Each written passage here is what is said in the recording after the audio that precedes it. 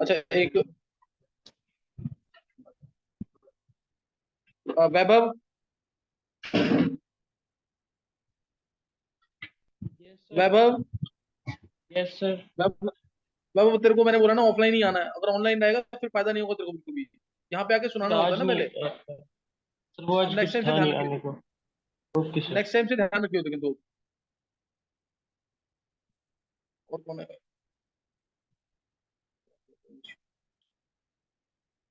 नवीन। Yes sir. नवीन, तेरे को भी ऑफलाइन ही आना है ना? यस सर, सिर में दर्द होगा थोड़ा। चलो। देखो, अगर एक आध बार होगा तो सही है, लेकिन ये ट्राई कर कि तुम जो आसपास रहते हो वो दूर से नहीं, जो दूर चाहते हो उनको मैं ऑप्शन दे रहा हूँ, सिर्फ बाकी बाकियों को आना है क्लास में। काजल, तुम भी ध्यान रखना नेक्स्ट टाइम। अभी मैं आउट ऑफ स्टेशन। अच्छा। चलो। अच्छा, अभी नोट करना आगे। मैंने लास्ट टाइम जो टॉपिक कराया था, रिएक्शंस ऑफ ग्लूकोज, मैंने कहा था कि ये टॉपिक सबसे इंपॉर्टेंट है। अगर कभी भी स्कूल में कोई टॉपिक आना है और तुम्हारे पास टाइम कम है तो तुम इस टॉपिक को पढ़ के जाओ, 99% इससे क्वेश्चन आ जाएगा। तो मोस्ट इंपॉर्टेंट टॉपिक था रिएक्शन ऑफ ग्लूकोज। वो ऑलमोस्ट कवर्ड थी। बस एक रिएक्शन मेरे को करानी थी। Reaction reaction with methanol. Glucose की रिएक्शन मिथेनॉल के साथ, है ना? ग्लूकोज की रिएक्शन मिथेनॉल के साथ, ये ग्लूकोज है साइक्लिक फॉर्म में।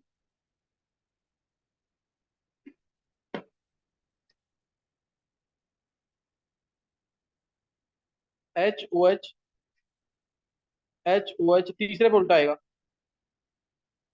OH, HOH, HCH2OH, इसकी रिएक्शन कराई मिथेनॉल के साथ। मिथेनॉल के साथ रिएक्शन कराई ड्राई HCl में। तुम्हें से किसी ने भी अगर लेक्चर पिछला पढ़ा है तो मेरे को सिर्फ ये बताना है, ग्लूकोज जो है इसको हम क्या बोलते हैं? एसिटल की हेमी एसिटल? ग्लूकोज है हेमी एसिटल। रीजन क्या है इसका? एक ही कार्बन पे ईथर ग्रुप भी है, अगर इस टाइप से आ जाए, एक OR और एक OH। इस पे आ रहा है, तुम चेक कर लो एक बार, ये देखो। इस कार्बन पे एक OH आ रहा है और एक O आ रहा है, तो इसका मतलब ये क्या है? Hemi ester. Glucose is hemi ester. Last time मैंने तुम्हें प्रिपरेशन करा दी थी ना एस्टर की, हेमी एस्टर की, ये कराई थी ना? हेमी एस्टर की एक्शन। हाँ, ये रिएक्शन थोड़ा अटक गई थी शायद लास्ट में। तो अगर अब मैं रिएक्शन करा रहा हूँ इसकी, ग्लूकोज की CH3OH के साथ ड्राई HCl के अंदर, तो OH हट करके ये OH ड्राई HCl के प्रेजेंस में होता गया एक्चुअल में ये इस टाइप से होता है कुछ।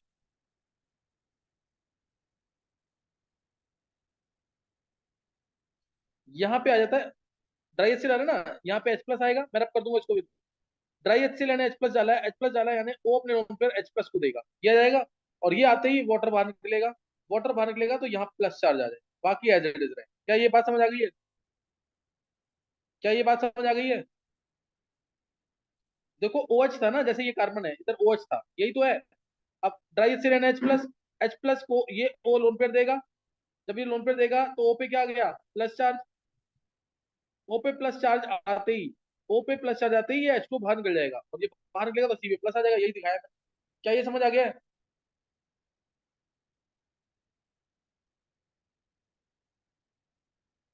नहीं क्लियर हुए?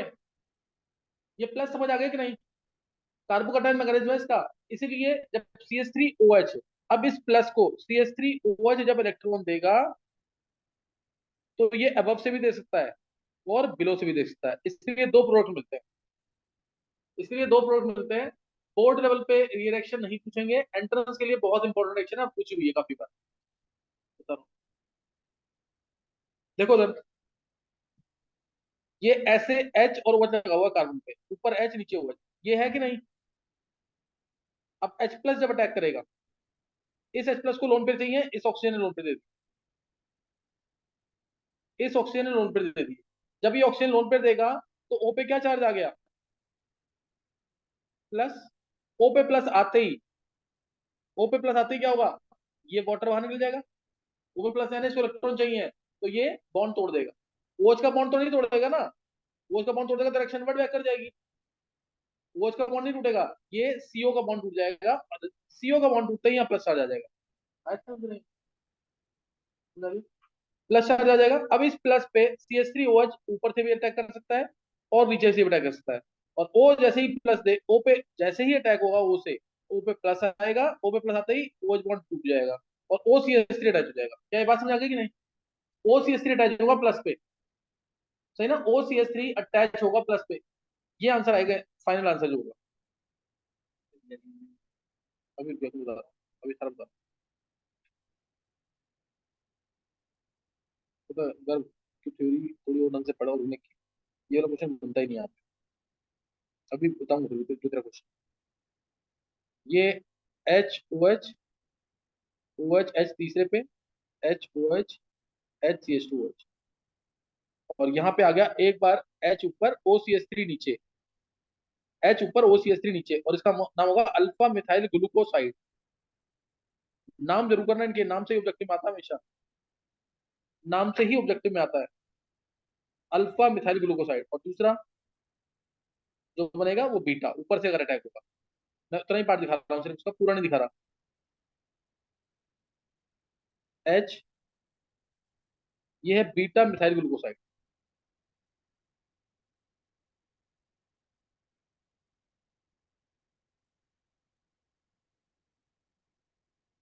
Beta methyl glucoside, alpha beta, क्या पूरा समझ आ गया पूरा कैसे बनेगा?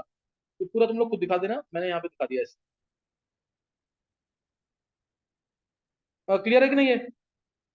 अल्फा मिथाइल ग्लूकोसाइड और बीटा मिथाइल ग्लूकोसाइड, दो प्रोडक्ट मिलेंगे यहाँ पे।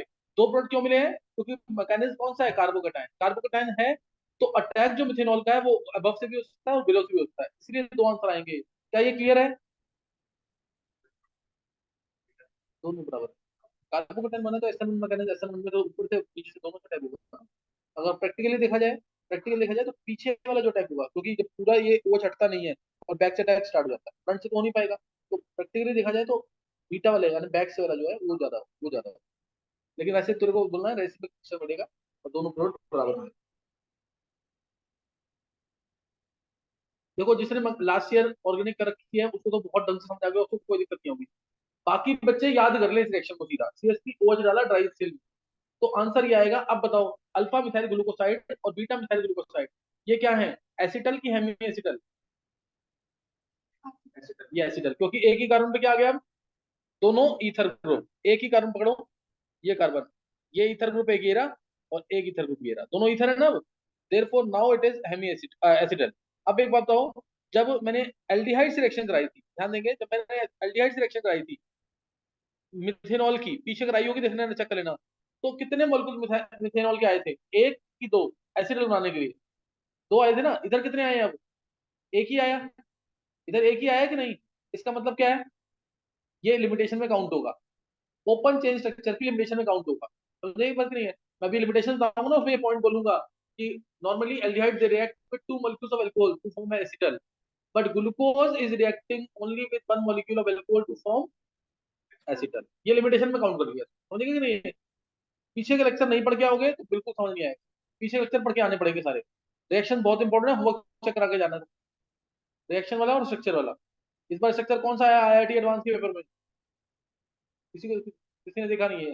मैं बता, कल कल वाला पेपर पूरा डिस्कस कर देता तो उसमें पेपर आया था, पेपर में क्वेश्चन आया है सुक्रोज का, सुक्रोज का स्ट्रक्चर आया है इस बार, सिर्फ स्ट्रक्चर पूछा है बस, उसकी प्रॉपर्टीज के बारे में बता रखा है कि ये डाइसेकेराइड है और ये नॉन रिड्यूसिंग है, और एक पॉइंट और बोला है, लेकिन डाइसेकेराइड है और नॉन रिड्यूसिंग बोलते ही क्या आएगा दिमाग में? सुक्रोज ही आएगा। और उसमें बोला चारों में से कौन सा ऑप्शन, सुक्रोज का स्ट्रक्चर बोला हुआ, बस ये क्वेश्चन है। बस उन्होंने स्ट्रक्चर बनाया हुआ हॉरिजॉन्टल में। हॉरिजॉन्टल वाला स्ट्रक्चर कैसे बनेगा? जब हम फ्रक्टोज को फ्लिप कर दें, फ्रक्टोज को फ्लिप कर दें, अगर मैं फ्रक्टोज को फ्लिप करता हूँ, चलो ये समझ आ गया तुम्हें। अब इसमें एक दो क्वेश्चन है, जिसने लास्ट ईयर ऑर्गेनिक पढ़ी है उसको समझ आएगा, बाकी अभी छोड़ देना। बाकी सिर्फ तुम्हें ये ध्यान रखना है, ग्लूकोज क्लोज फॉर्म में यानी हॉवर स्ट्रक्चर में जब रिएक्ट करता है फिनोल ट्राइएक्सिल के साथ, तो अल्फा मिथाइल ग्लूकोसाइड मिलता है, बीटा मिथाइल ग्लूकोसाइड मिलता है। और ये लिमिटेशन है किसकी? ओपन चेन स्ट्रक्चर कि ग्लूकोज सिर्फ एक ही मॉलिक्यूल ऑफ मिथेनॉल से रिएक्ट कर रहा है, जबकि एल्डिहाइड जो है दो मॉलिक्यूल ऑफ मिथेनॉल से रिएक्ट करते हैं टू फॉर्म एसिटल, है ना। अब इसमें जो क्वेश्चन है कि मैंने OH यही वाला क्यों हटाया, ये पहला क्वेश्चन है मेरा, ये यही वाला OH क्यों हटाया है? हैंड से करना है जिसका आंसर पता लग सर गया। बैक। ये तो एक मिनट, ये वाला OH भी हट सकता था, ये भी हट सकता था, ये भी हट सकता था, या ये भी हट सकता था, ये चारों OH हट सकते थे ना।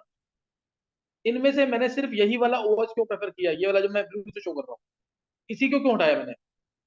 अब एक नवीन का आंसर, नवीन को आंसर पता लग गया, और किसी को यही वाला OH क्यों हटाया मैंने, जो अल्फा पे है, इसी पे रिएक्शन क्यों कराई है?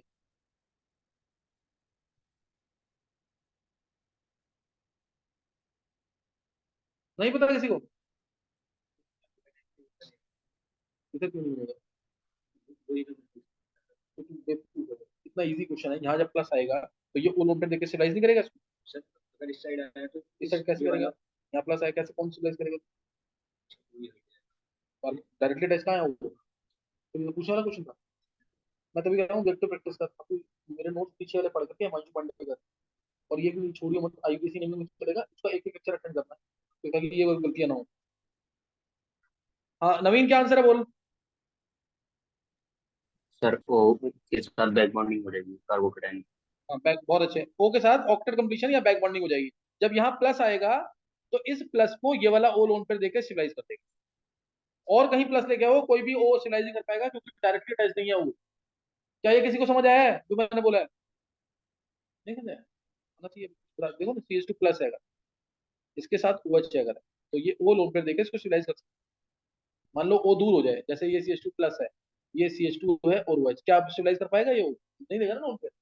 तो अब अगर प्लस यहाँ आता तो ये वाला तो कार्बन आ गया ना बीच में, क्या ये लोन पे दे पाता? कोई दे नहीं पाता, इसलिए इसलिए प्लस यही आता है। और दूसरा, यही कार्बन रिड्यूसिंग है, एक्चुअल में यही CHO प्रेजेंट होता है, यही कार्बन रिड्यूसिंग है, यही वाला कार्बन रिड्यूसिंग है, इधर ही प्रेजेंट होता है क्या, CHO ग्रुप। मैंने बता रखा ना, अल्फा वाला कार्बन ही रिड्यूसिंग है, ग्लूकोज के अंदर पहला कार्बन रिड्यूसिंग, फ्रक्टोज के अंदर दूसरा कार्बन रिड्यूसिंग, ये पता होना चाहिए। क्या ये समझ आ गया है? मैं दोबारा बोल रहा हूँ, ये रिएक्शन बोर्ड के सिलेबस में नहीं है, एंट्रेंस के लिए मोस्ट इंपोर्टेंट रिएक्शन। पहले एक रीअरेंजमेंट क्यों नहीं हुई? जब पहले ही क्यों मिल रहा है, जब पहले ही सिविलाइज स्ट्रक्चर मिल रहा है तो इधर बुला के क्यों कर रहा है? नहीं नहीं, कैसे बढ़ जाएंगे?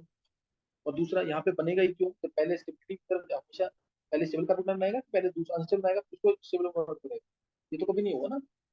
अगर मान ले शिफ्टिंग जब होती है, शिफ्टिंग कब होती है कि मोर सिविल कार्बन बनना चाहिए, मान ले 10 शिफ्टिंग होगी, तीसरी शिफ्टिंग के बाद लेस स्टेबल बन रहा है, क्या 10 तक जाएगा? पहले देखना ना स्टेबल कहाँ बन रहा है। ये अभी क्लियर हो गया कि नहीं? ये गर्भ मंगला है क्लास में, क्या गर्भ?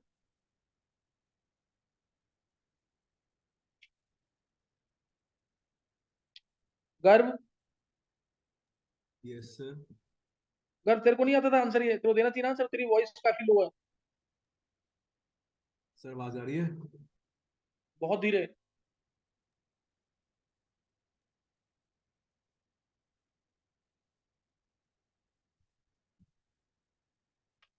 अजय कृष्ण। सर अब ठीक आ रही है? चलो ये, हाँ ठीक है। गर्भ तेरे को आता नहीं था आंसर इसका? यस सर आता हूँ। आंसर देना ना, हैंड रेस किया कर, ये वाली चीज समझ आनी चाहिए, 8-10 बच्चों को समझ आ गया होगा। ये बहुत छोटी चीज है, जब तुम DOC कर लोगे ना तो तुम्हें पता लग जाएगा काफी छोटी चीज है जो बताइए अभी, लेकिन हाँ आना चाहिए तुम्हें। तो ये reactions of glucose almost done है, रिएक्शंस ऑफ ग्लूकोज हमने ऑलमोस्ट कवर कर लिया है। नेक्स्ट जो करना है, नेक्स्ट जो करना है इसके अंदर लिमिटेशंस लिख लो पहले, limitations of open chain structure. Question क्या है?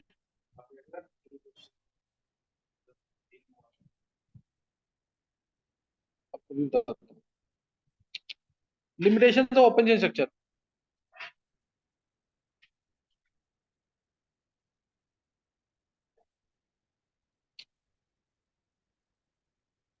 लिख लेंगे जल्दी से, limitations of open chain structure.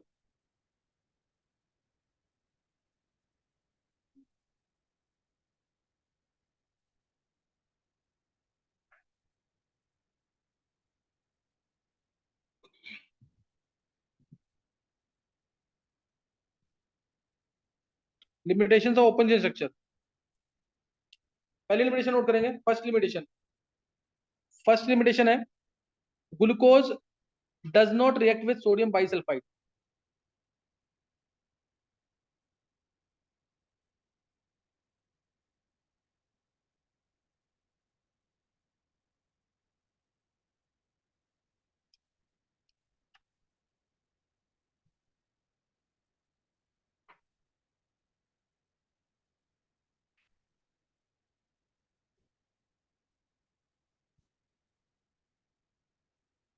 But aldehydes react.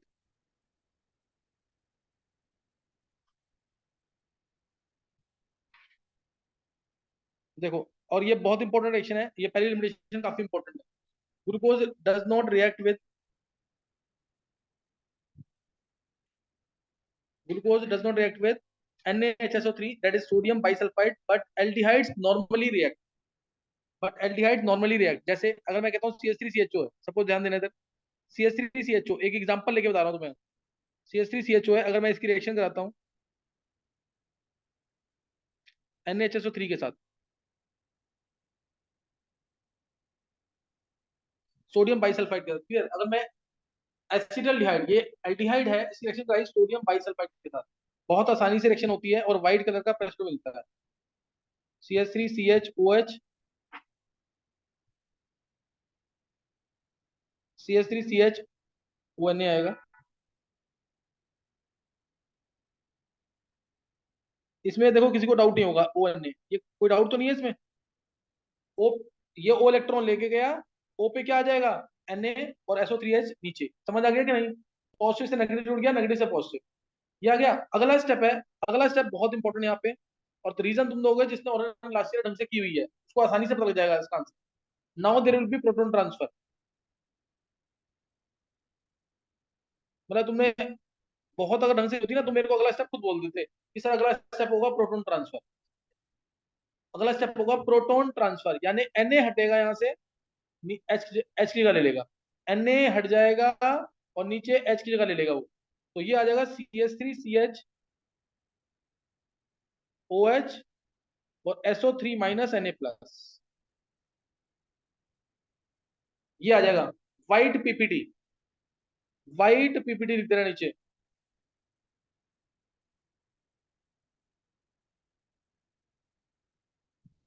ये व्हाइट कलर का पीपीटी आ जाएगा, ये लिख देना जरूर।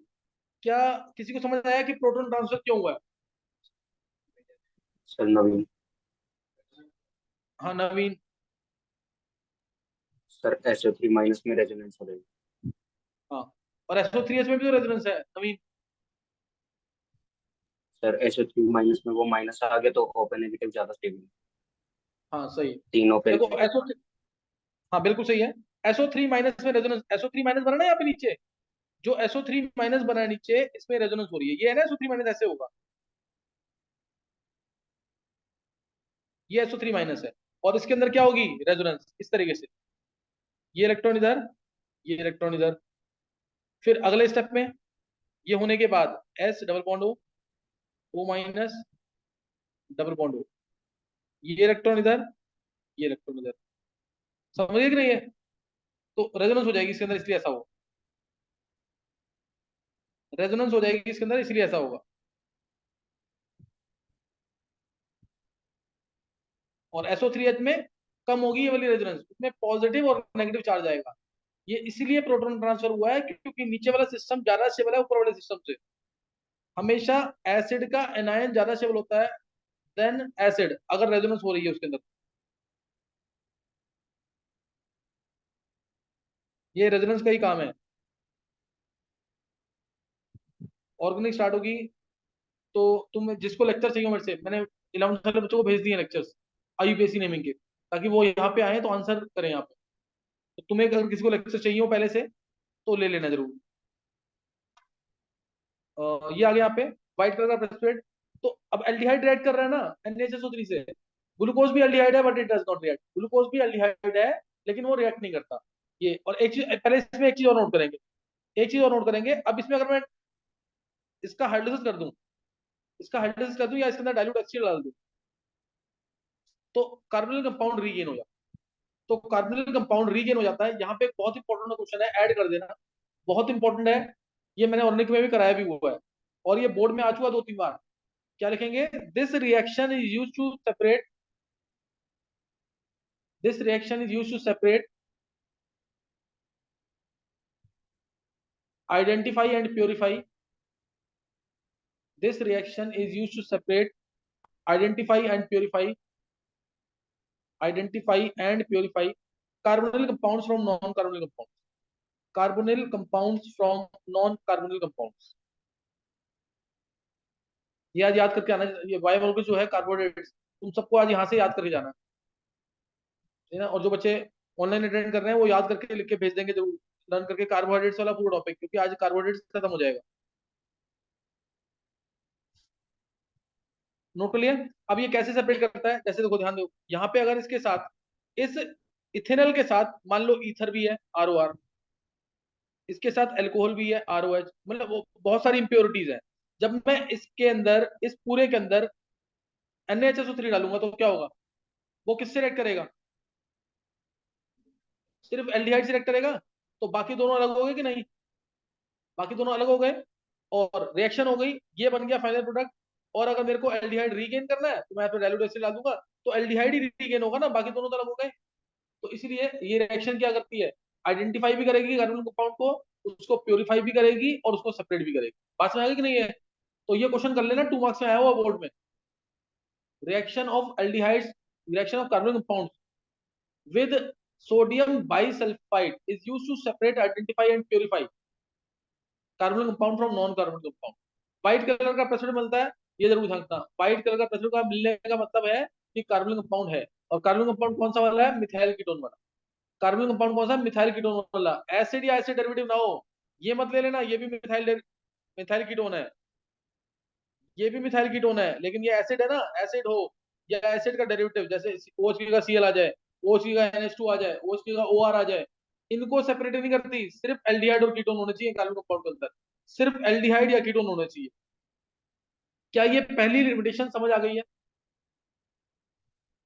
पहली लिमिटेशन समझ आ गई कि नहीं है, मोस्ट इंपोर्टेंट लिमिटेशन है, एक बार याद कर लो उसको साथ साथ। एल्डिहाइड में क्या डाला मैंने, सोडियम बाइसल्फाइड, तो क्या मिलेगा, पॉजिटिव नेगेटिव, नेगेटिव पॉजिटिव से जुड़ जाएगा। उसके बाद करेंगे प्रोटॉन ट्रांसफर, व्हाइट कलर का प्रेसिपिट आएगा, डाइल्यूट HCl डाल देंगे तो एल्डिहाइड रीगेन हो जाएगा। तो बाकी जो इंप्योरिटीज है वो अलग हो जाएंगी, इंप्योरिटीज जो है वो अलग हो जाएंगी। पहली लिमिटेशन समझ आ गई है, ये पहली लिमिटेशन थी। दूसरी limitation, second limitation, second limitation है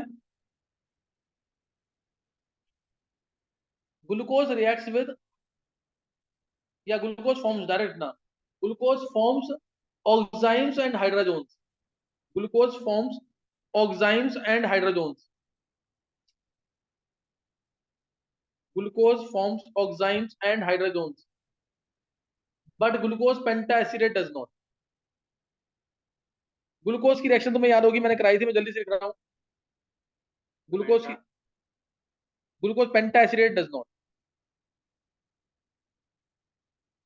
ये याद है ना रिएक्शन, जब NH2O से रिएक्शन कराई थी क्या हुआ था, H2O बाहर, क्या मिला था, ग्लूकोऑक्साइम। कुछ याद आया कि नहीं, ये ग्लूकोऑक्साइम मिला था। लेकिन ग्लूकोज पेंटाएसिडेट जो है ये रिएक्शन नहीं देता, क्यों नहीं देता होगा, क्योंकि ग्लूकोज पेंटाएसिडेट किस फॉर्म में है, साइक्लिक फॉर्म में, और साइक्लिक फॉर्म में कोई भी एल्डिहाइड ग्रुप फ्री नहीं होता है। ये ग्लूकोज पेंटाएसिडेट HOAC, HOAC, AC क्या है,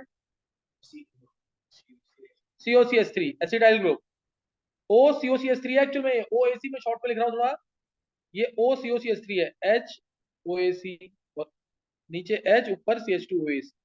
अगर मैं इसमें डालता हूं, इसके अंदर डालता हूं मैं NH2OH, तो क्या रिएक्शन होगी, क्यों, क्योंकि इसके अंदर कोई फ्री एल्डिहाइड ग्रुप नहीं है, absence of free aldehyde group. जैसे ही NH2OH रिएक्ट करेगा इसके साथ, तो इसके इसमें रिएक्शन नहीं हो पाएगी, क्यों, क्योंकि इसके अंदर कोई भी फ्री एल्डिहाइड ग्रुप नहीं है। ग्लूकोज पेंटाएसिड जो है साइक्लिक फॉर्म में ही एग्जिस्ट करता है, इसके पास कोई फ्री एल्डिहाइड ग्रुप नहीं है, इसके no reaction.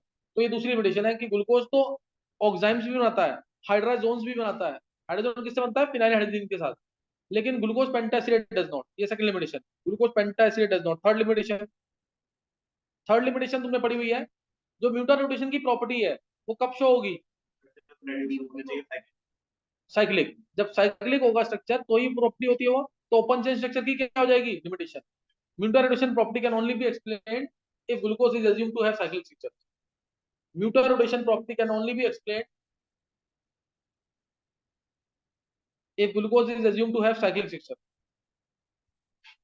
if glucose is assumed to have cyclic structure। इसको एक्सप्लेन करने की जरूरत नहीं है ना। अल्फा डी प्लस ग्लूकोज था 36%, बीटा डी प्लस ग्लूकोज था 64%।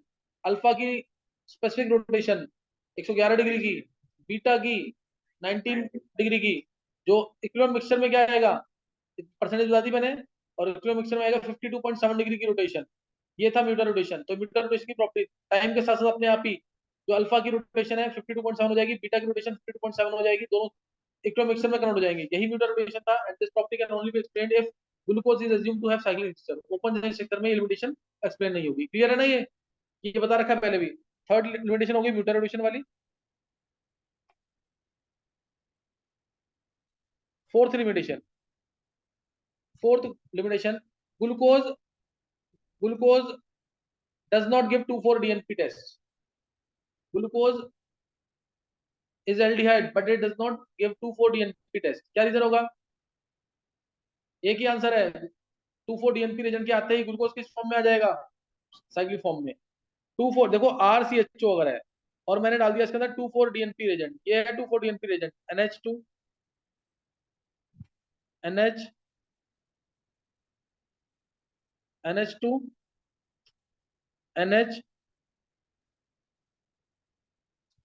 2 पे नाइट्रो 4 पे नाइट्रो। ये है 2,4 डाइनाइट्रोफिनाइलहाइड्रोजन, 2,4 डाइनाइट्रोफिनाइलहाइड्रोजन जिसको बोलते हैं 2,4-DNP रेजेंट। इसको ब्रेडीज रेजेंट भी बोलते हैं, बहुत इंपॉर्टेंट है। H2O बाहर निकलता है, H2O बाहर निकलता है इस तरीके से। H2O बाहर निकल जाएगा, जोड़ दोगे ना इसको तो ग्लूकोज को रिएक्शन देनी चाहिए कि नहीं? यहाँ पे ऑरेंज कलर का प्रेसिपिटेट आ जाता है। प्रोडक्ट तो तुम बना ही लोगे, प्रेसिपिटेट याद रख लेना, ऑरेंज कलर का प्रेसिपिटेट आता है। ग्लूकोज को रिएक्शन देनी चाहिए कि नहीं? देनी चाहिए, क्योंकि ग्लूकोज एल्डिहाइड है। लेकिन इस रेजेंट के आते ही ग्लूकोज किस फॉर्म में आ जाता है? साइक्लिक फॉर्म में। साइक्लिक फॉर्म में कोई एल्डिहाइड ग्रुप नहीं है, इसलिए रिएक्शन नहीं देता।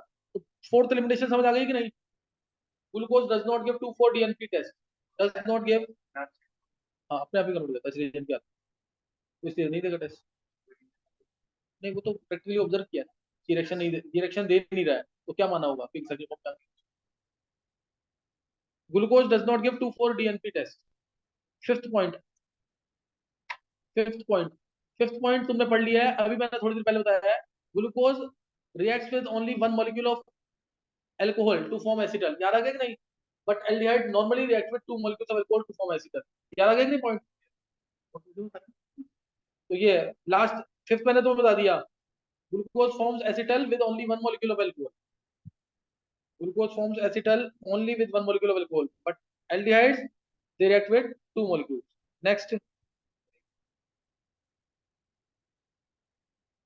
ग्लूकोज एल्डिहाइड है लेकिन शिफ्ट रेजेंट टेस्ट नहीं देता है।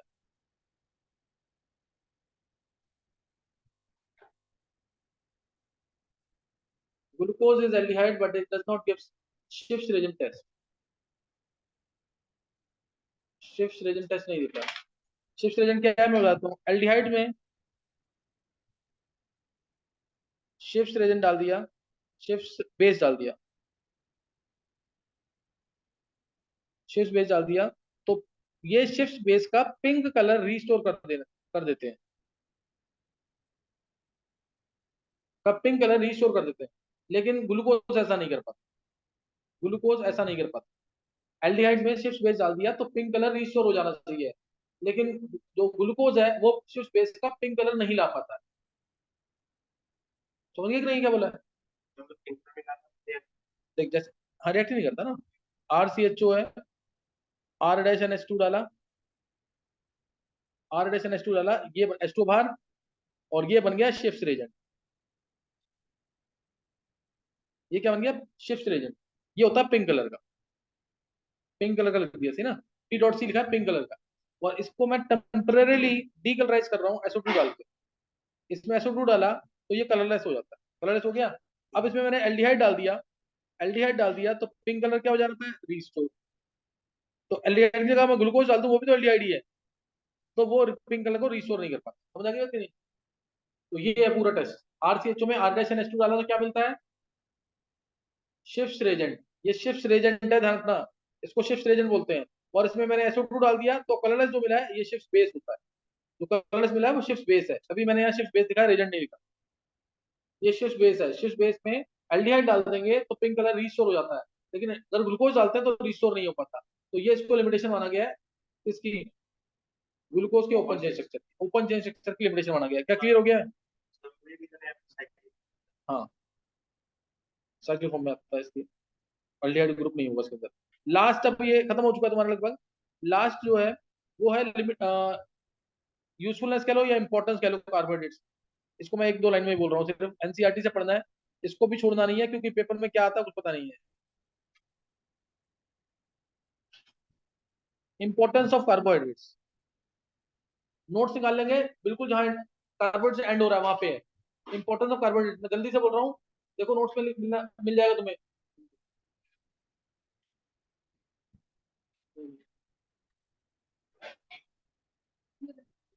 हाँ, इंपॉर्टेंस ऑफ कार्बोहाइड्रेट्स। पहला, ये कार्बोहाइड्रेट सबको पता है, ये हमारे डाइट में जरूर रिक्वायर्ड होता है। ये बायोफ्यूल होता है, प्रोवाइड अस विद एनर्जी। पहला पॉइंट समझ आ गया, it acts as biofuel and provide us with energy. पहला पॉइंट ये है। दूसरा पॉइंट तुम्हें याद होगा, इसके अंदर जो स्टार्च है पढ़ा है ना, स्टार्च इसके अंदर, it acts as storage molecule.